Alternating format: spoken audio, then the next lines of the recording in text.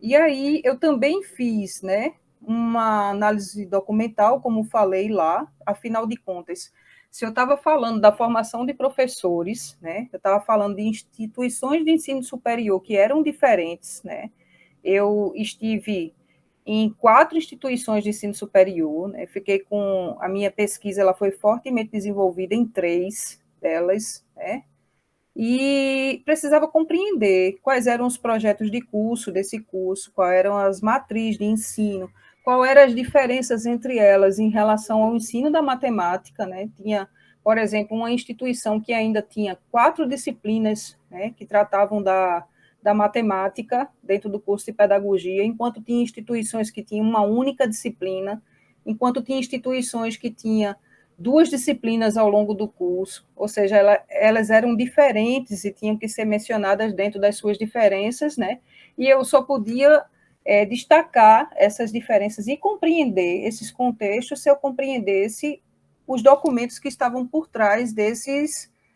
cursos, né, de pedagogia do quais a gente estava falando. E aí, para selecionar essas instituições, eu também adotei, né, o conceito preliminar dos cursos. A gente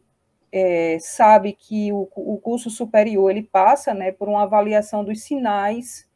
que muitas vezes a gente nem concorda com elas, porque elas tratam de contextos diferentes como sendo iguais, mas, de certa forma, é o que indica aquilo que é qualidade socialmente percebida, né? Ou seja, para eu falar de qualidade, eu queria estar num locus que era visto pelo próprio MEC, né, como sendo de qualidade. Então, eu usei esse critério para escolher quais eram as instituições que iam participar, né? Fiz visitas nelas para explicar a pesquisa e conseguir as autorizações, né, e agendar as observações,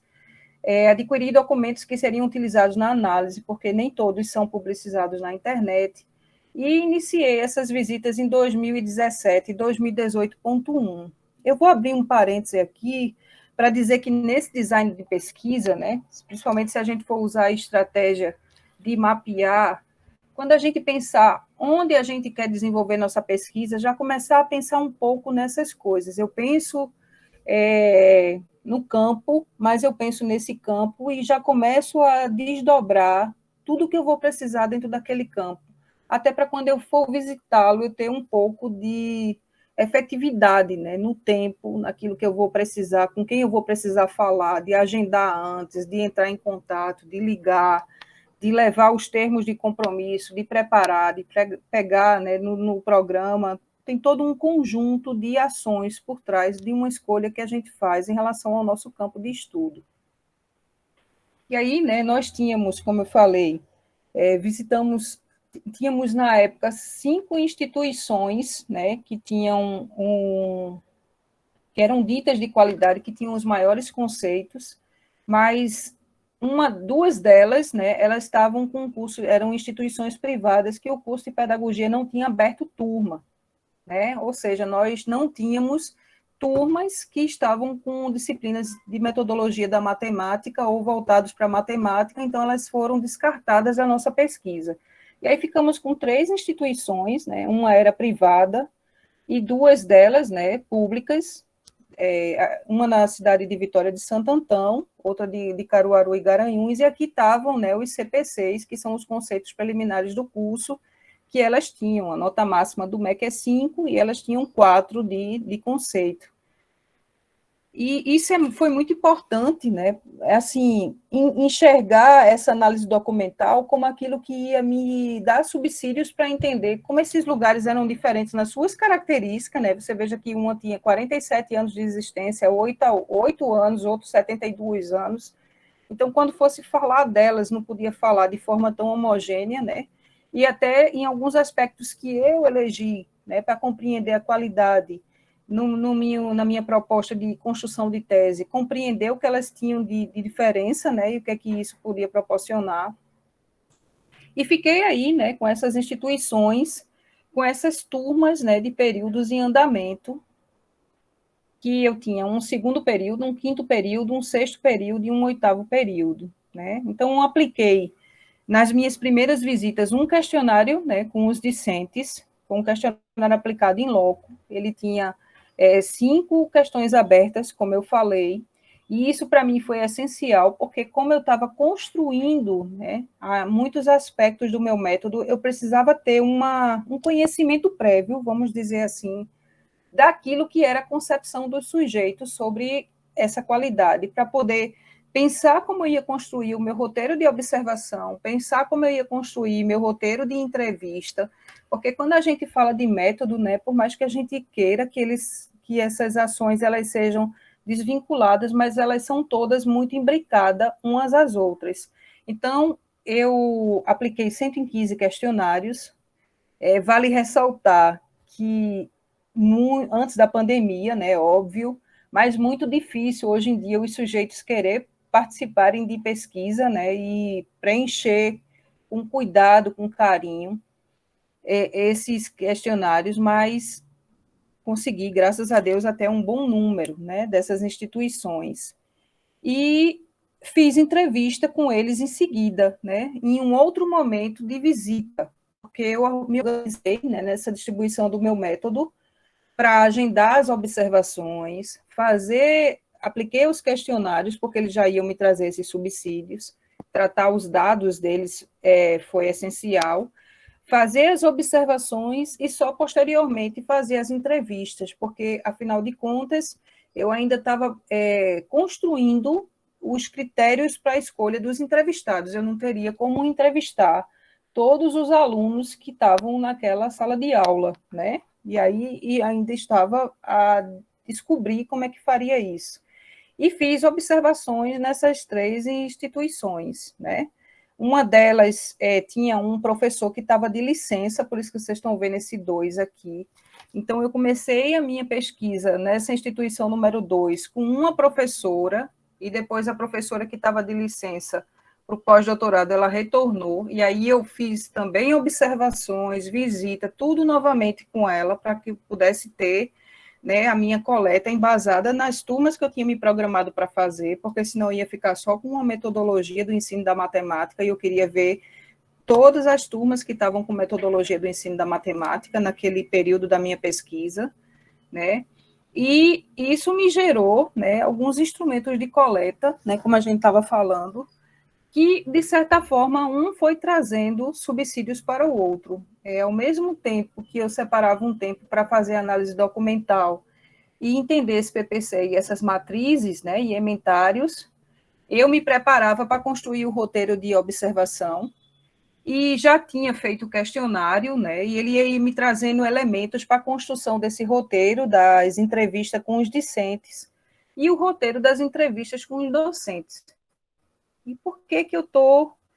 trazendo isso assim tão regular, mas na verdade de uma forma tão panorâmica? Porque eu acho que essa é a proposta da gente de praticidade aqui. A gente realmente criar um mapa mental, né, que vá nos mostrar como é que tudo isso está ligado um ao outro, né? Então, a gente analisou, né, esses PPCs, fez essas observações, realizou 24 observações, né, ao todo, fez entrevistas com 21 discentes, né, 5 da instituição 1, 6 da instituição 2,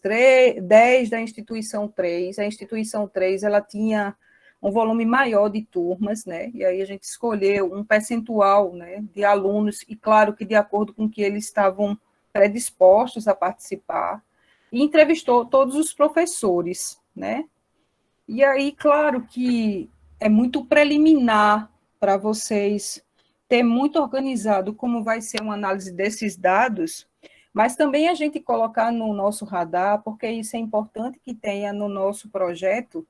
Se eu me proponho a construir um método, né, que envolve a coleta de dados, eu também tenho que começar a mapear, pelo menos para deixar subentendido no meu projeto que eu tenho essa condição de pensar, que eu faço a coleta dos dados e eu sei qual o caminho do que eu quero analisar, né? E aí, para vocês saberem que isso é um processo que vai se construindo ao longo do tempo, né? Eu sabia o que ia fazer na revisão sistemática para análise dos dados, eu sabia que ia adotar a análise de conteúdo de Bardan, mas eu não tinha a menor ideia de como eu ia tratar com tantos textos dessas entrevistas, né? E com essas questões abertas desses questionários. Né? E é importante a gente saber o que a gente quer fazer, mas é importante também a gente saber o que a gente não sabe de jeito nenhum que vai fazer, porque isso nos dá a possibilidade de estudar caminhos e percursos. E aí fui apresentada na época, né, a gente tinha aulas de seminários, até pela professora Alicia, a uma proposta de utilização do software Iramutec, né? E ele foi um software que me ajudou muito, porque eu tinha um volume de texto muito grande, né? Para quem não conhece o software Iramutec, como eu também não conhecia, ele é um software muito usado em alguns tipos de pesquisa qualitativa, especialmente, né, porque ele tem várias análises dentro deles, inclusive estatísticas, né, nuvem de palavra, mas ele também tem uma estrutura que ele pega todo o texto, né, vou falar aqui de forma bem resumida, que foi esse que eu usei, que é a CHD, e ele quebra esses textos em palavras e ele organiza, né, essas palavras, a ponto de você poder olhar para esses textos, compreendendo o que eles têm em comum para poder construir as suas categorias. Né? E aí, nesse sentido, como eu disse no primeiro encontro, só consegui chegar nesses caminhos porque eu sabia qual era as minhas falhas, o que é que eu ainda não tinha conseguido decidir, né? E aquilo que estava precisando urgente ser decidido. Então, aquele trabalho de enquanto você está transcrevendo as tuas entrevistas, você, dentro dessa lógica da organização do pouco tempo que nós temos para dedicar à pesquisa, separar já no cronograma. Hoje eu estou transcrevendo minhas entrevistas, mas eu ainda não sei como é que eu vou analisar elas. Então, também tenho que tirar um momento para estudo, para saber as possibilidades que eu posso ter. E aí, hoje em dia, né, a gente tem muitas dicas de ferramentas para organizar a pesquisa, e por isso que eu gosto muito dessa proposta não linear, né? Como eu expliquei para vocês no primeiro encontro, eu tinha um quarto cheio de quadros, porque ele me ajudava mais nessa lógica de dashboard, a pensar, mas que vocês podem, mesmo estando num projeto de pesquisa já, começar esse planejamento. Se eu tenho que ter um tempo para o método, se eu tenho que ter um tempo para a construção, né, das análises, eu tenho que minimamente também escrever sobre isso no meu projeto, para que o próprio programa para onde eu vou inscrever meu projeto saiba um pouco de como é que está no meu radar, nessa construção. Porque você veja que os projetos, eles evoluíram tanto que lá no começo, né, quando a gente ia fazer um TCC, a gente tinha que explicar o que era uma metodologia nas suas minúcias, né? É uma pesquisa exploratória que fulano disse que era isso, aquilo outro, e tinha todo um referencial teórico, e hoje os projetos e as próprias teses se modernizaram mais, né, a ponto do olhar ser mais para o percurso mesmo que a gente teve, e ter as referências, claro, lá, minimamente, né, um parágrafo ou outro explicando, mas não se debruçar tanto naquilo que a banca, né, com certeza conhece, que são todas essas teorias sobre os métodos. E aí eu penso que como esse grupo, ele tem um cunho, né, muito prático, no sentido também de ajudar vocês de forma bem cirúrgica, eu penso que pensar hoje, né, nesse encontro, deixar aqui o que foi que vocês já fizeram, né, nesse projeto de vocês. E se vocês não fizeram, né, começar com esse exercício que, poxa, eu tenho que começar por um degrau, então eu vou logo minimamente pensar no meu tema, vou começar a desenhar o meu objetivo geral, vou pensar nos meus objetivos específicos, né? Porque se eu não consigo pensar nesse início, de forma tão sistematizada, mas minimamente eu vou ter algo para reelaborar, né, em cima dos verbos que eu me propus colocar lá, porque eles vão se desdobrar em ações metodológicas, né, mas começar por aí, porque se a gente não começar, né, a fazer esse caminhar, a gente não consegue avançar. Por exemplo, eu sei que tem pessoas aqui no grupo que tem temas, né, que estão bem ainda primários, mas tem gente que tem temas que já estão com ele já faz um tempo, e pensar, será que é esse tema mesmo que eu quero continuar com ele? Eu quero pensar se quero trocar, ou se eu vou dar continuidade, mas tirar um tempo para pensar nessa pesquisa, né, nesse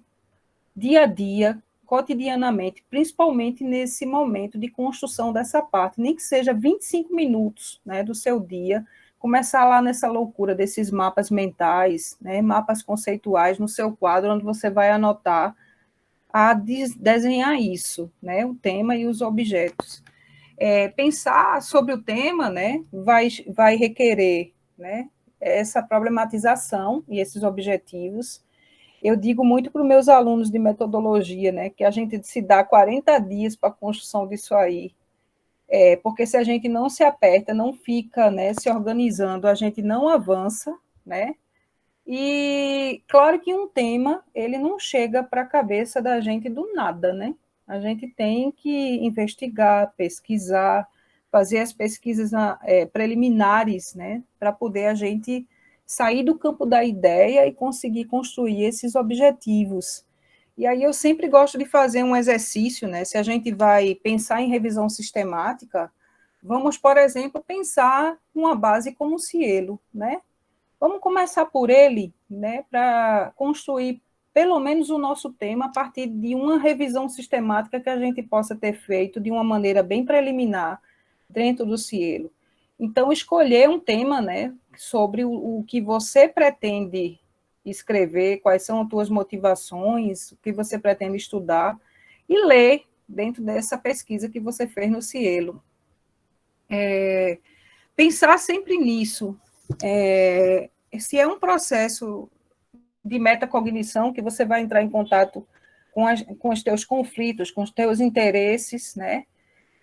Então, mapeia mesmo isso aí, deixa num lugar à vista, porque para que venham os insights, para que você possa se lembrar de ler algumas coisas, para que você possa anotar lá e avançar, porque a gente não pode também passar um bom tempo, né, sem avançar.